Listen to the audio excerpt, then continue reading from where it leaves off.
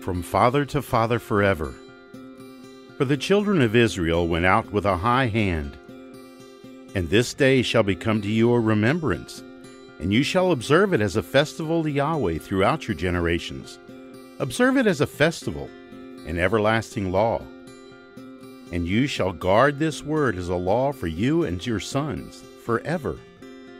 And you shall inform your son in that day, saying, It is because of what Yahweh did for me when I came up from Mitzrayim. Tell us the story again, Grandpa.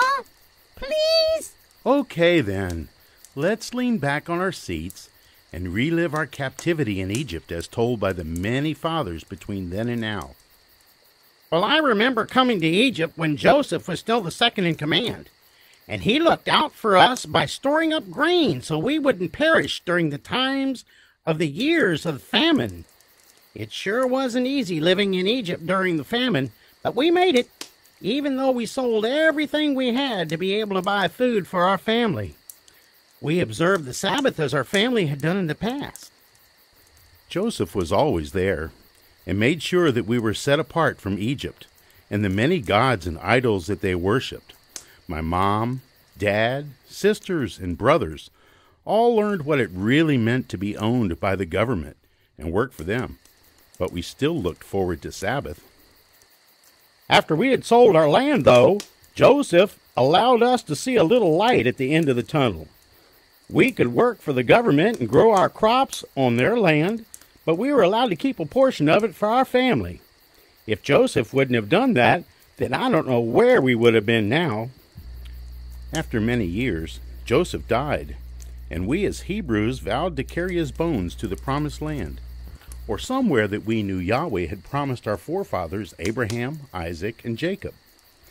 They were to have many, many, many children after them, more than could be numbered in future generations. We were still just getting by with what we had, but then the new Pharaoh of Egypt started hiring Egyptians and Hebrews as a workforce to build pyramids and supply areas. That wasn't so bad. We had to work hard, but then we could afford to buy food, take care of our family, and maybe even have a few extra things too. But then over a number of years, work started getting harder and harder, and less Egyptians were hired to do the work. Soon it was only us that were doing the work, while the Egyptians had become taskmasters, and they would spit on us, yell at us, and beat us on the back if we didn't work fast enough. That was just the start of what was soon to become real slavery. Years passed, and my ancestors continued to work terribly hard just to keep their family alive. Mothers, fathers, brothers, sisters, cousins, and even grandchildren would grow up in this terrible land. But we were blessed, and our families just kept growing. We were growing in numbers so fast that we were getting really close to outnumbering the Egyptians. Yahweh was still blessing his set-apart children, even though we had fallen away from resting on the Sabbath because we thought we were doing well on our own. Just thinking that we could do all of this on our own was a really, really big mistake. Soon the new Pharaoh, the one that didn't know of Joseph and his ways, realized just how many Hebrews he had in Egypt, and he decided that he was going to slow down the number of boys that could be born. You see, I think that he was really afraid that the boys would grow to be men, and maybe even overthrow his government or make war with them. You know what he did? He made a law that said when a Hebrew woman was going to have a boy, then it was to be killed when it was born, or even up to 3 months old. The Pharaoh went so far as to call in the ladies that helped in childbirth and told them to kill the boys. The ladies didn't do it, of course, but explained that the Hebrew women gave birth so fast that they didn't even have time to be there before the boy was born, and they weren't even sure that someone had their child. Those ladies were more afraid of Yahweh than they were of Pharaoh. They were rewarded with households, too. All the Hebrew women were really scared that their sons were going to be killed. But I heard someone say that one of the women who had a son had hidden him for 3 months and then put him in a little floating basket on the Nile River in hopes that an Egyptian would adopt him as their own. It happened. It really happened. It did. That little boy was spotted by the Pharaoh's daughter, and she wanted to adopt it as her own. She had a little problem, though. The boy still needed to be nursed, and so she told one of the Hebrew attendant girls to find some Hebrew woman that could still nurse and then take the baby to her. It is amazing how all that happened, because the attendant happened to be the baby boy's sister, and she took him right back to their mother to continue nursing him. Pharaoh's daughter called the baby Moshe, or Moses as you might have heard, because she drew him up out of the water. Names meant something for everyone at that time. Moses finally moved into the Pharaoh's house in a couple of years after his mom finished nursing him. Boy, you should have seen him, all dressed up in royal clothing, all cleaned up and shaven. They even shaved his head so he looked just like Pharaoh's real son. There was a difference, though. He still had Hebrew blood running through his veins, and although he learned the ways of the Egyptian rule, he just couldn't understand why he felt so different, so Hebrew. One day as a young man, I heard that he was out walking around among us, checking on our work and the progress we had made building the pyramid. I didn't quite understand why he was all by himself out walking around, because we had never seen the Pharaoh's son at all. We just thought maybe he was just curious to see what the workers would look like, or what they would do when he saw him coming. Nothing was changing for us as far as we could tell. So what? He's the adopted son of Pharaoh's daughter. What did that have to do with us? And then it happened. He must have known that the labor force was all Hebrews, and that he was still a part of them. They were family. His brothers and his sisters. His real family. While he was out walking around, Moses noticed that one of the Egyptian taskmasters was beating a Hebrew really hard. The taskmaster wasn't even letting the Hebrew slave get to his feet before beating him again.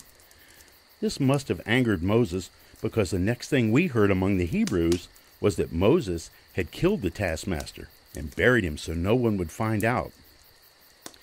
Even though we tried not to gossip, soon everyone knew what Moses had done, and then Moses began to worry that he would be punished, so he went away. We weren't sure where Moses had gone to, but we sure knew that Pharaoh's household was really mad about what he had done. They were still wondering how Moses could have done such a thing to an Egyptian taskmaster. We thought it was the last time we would hear about Moses. Later, there were merchants that came to Egypt, and we overheard them saying that Moses might be the man that they saw in the land of Midian a few years ago, that was now tending the flocks of Jethro. We found out later that they were right, and Moses worked as a shepherd for 40 years, but one day everything changed in his life. He was counting the herd and thought that he was missing one of the animals, so he started looking at all the places that it could have been. When he looked over toward the hillside, he saw a bush that was burning. This couldn't be good, he thought. So, to have a fire burning that could be spread to other things? So he went to see what he could do. As he walked closer to the burning bush, he saw that the bush was on fire, but it wasn't really burning up or spreading to anything else. How could that be, he thought to himself. But then he heard the voice of Yahweh. I have surely seen the affliction of my people who are in Egypt, and have given heed to their cry because of their taskmasters, for I am aware of their sufferings. So I have come down to deliver them from the power of the Egyptians, and to bring them up from that land to a good and spacious land, to a land flowing with milk and honey, to the place of the Canaanite, and the Hittite, and the Amorite, and the Perizzite, and the Hivite, and the Jebusite. Now behold, the cry of the sons of Israel has come to me. Furthermore, I have seen the oppression with which the Egyptians are oppressing them. Therefore come now, and I will send you to Pharaoh, so that you may bring my people, the sons of Israel, out of Egypt.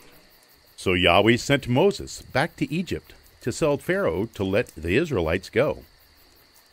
I couldn't believe it. Someone said that Moses had returned and he wanted to speak with all the Hebrew elders and then talk to the Pharaoh. Our elders met with Moses, and he told them everything that Yahweh said to him, and even told them about the burning bush he had seen. and all the things that Yahweh was going to do for them. But Pharaoh's heart was hardened, so he wouldn't let us go. One by one, Yahweh sent plagues among the Egyptians, judging all the gods of Egypt. Each of the plagues fell upon the Egyptians, but the children of Israel, Yahweh's chosen people like you and me, were not affected. Still, Pharaoh would not let his people go. Let's see. We watched as Egypt suffered with the first 3 plagues. The water turned to blood, the frogs that were in the houses and in all the water, and then those itchy little lice or flies. That was nasty, watching all of Egypt not being able to drink water, stepping and sleeping all around the floor frogs, and then always scratching because their body itched so much with the lice. Oh yes, and the terrible, terrible stink of all those frogs and the bloody water was just terrible for them. I'm sure glad that all of those things stayed away from my family. I just couldn't imagine going through all of that. Just about the time that we thought that Pharaoh was going to let us go, his heart was hardened a little more, and he would refuse again. Over and over and over again, Yahweh would send more judgments on the Egyptian gods. He sent wild beasts that scared everyone. He destroyed plants with a blight and they all turned brown. He put boils on the skin that were all over with big bumps and pus coming out, and oh, so painful. Then hail from the sky that would beat everything down to the ground like a stone thrown from the parapet. He made the locusts come in from the east and eat every plant that was standing, and then he caused pitch black darkness when no one could walk or see anything. Every one of the Egyptians was so scared that they didn't even want to move for fear that they would hit something sharp or fall into a well and die. Everything that Yahweh did seemed to harden Pharaoh's heart a little more until the final judgment on Egypt. Some of our brothers even blamed Moses for the extra work we had to do. They just needed to blame somebody, just like nowadays. I remember we were nearing the 10th of the first month when Moses gave us our final instructions, and we weren't about to change the plan or do anything differently than what he told us. We had already seen what Yahweh had done to the Egyptians and how he protected us at the same time.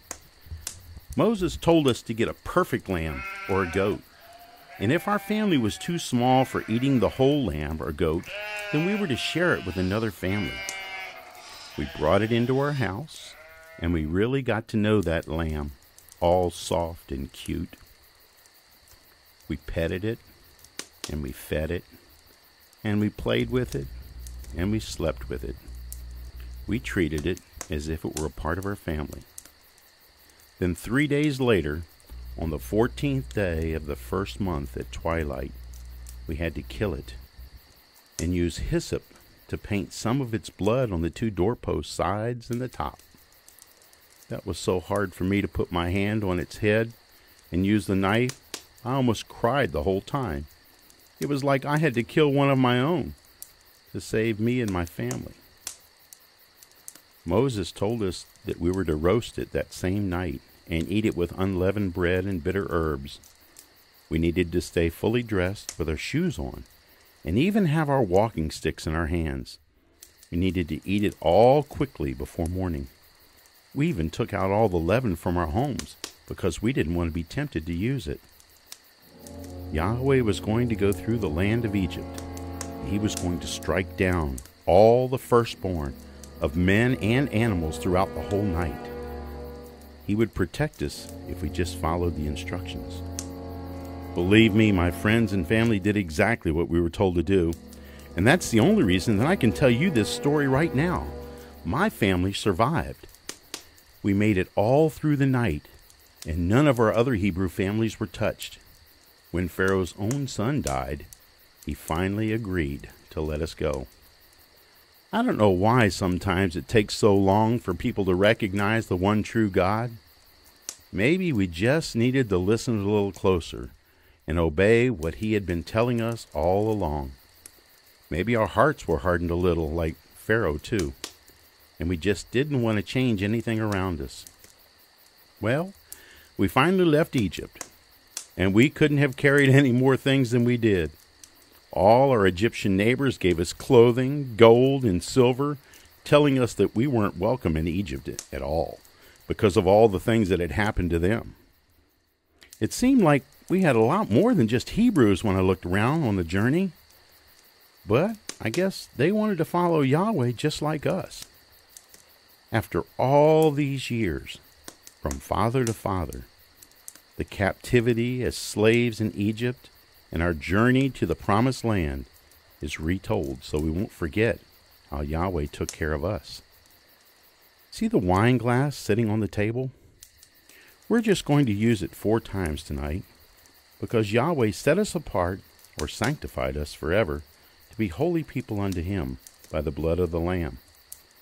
Then we'll use it to remember that when we don't follow what He commands, then there will be judgment like He brought to Egypt. The 3rd time we use the glass is a symbol of God's promise of redemption from slavery for us.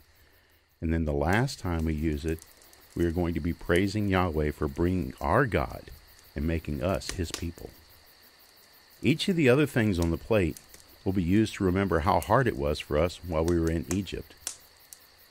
So many years have come and gone until one day Yahweh sent His only Son to come and show us that He still loved each of us and wanted us to still be set apart and be His chosen people. All we needed to do is obey Him and follow His commandments that were given to Moses in the earlier times when we left Egypt. His Son, Yeshua, walked on the earth like a man and was yet sinless and the Son of Yahweh. He is our redemption and the Lamb that was slain just like the lamb that we killed in Egypt. He was perfect in every way. He wanted us to have a personal relationship with Him.